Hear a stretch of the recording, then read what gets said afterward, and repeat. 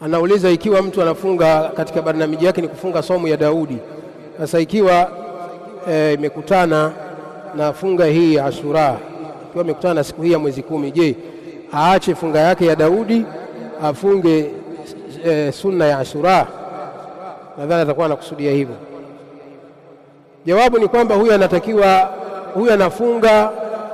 anafunga sunna ya Daudi na anafunga sunna ya Ashura. Kif? Ya inakuwaje? Inakuwaje mtu wakati mmoja afunge sunna 2 au zaidi? Inawezekana hilo? Naam, inawezekana kufunga sunna ya Daud ambayo ndio ada yake na akafunga sunna ya Ashura. Inakuwaje hiyo? Binniya. Inakuwa kwa nini? Kwa nia. Nia yako wewe mfungaji unafunga kwa nia gani?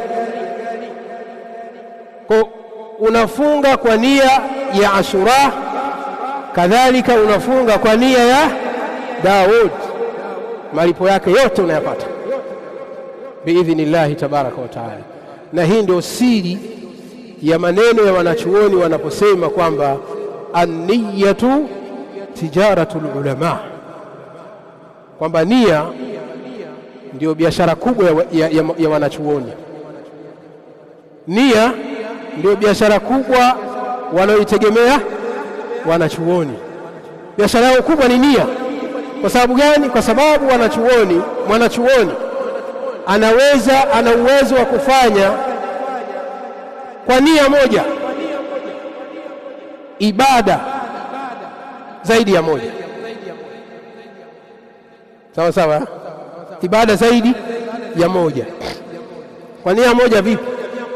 Yani mathalan kama tulivyosema kufunga siku ya Ashura, kwa mtu anakusudia kufunga siku ya Ashura na wakati huo anakusudia kufunga siku ya Daudi. Sawa sawa, inakubalika. Au ikatokea siku ya Jumatatu, siku ya Jumatatu ndio siku ya Ashura, mtu huyo anafunga sunna ya Ashura ambayo imetokea Jumatatu,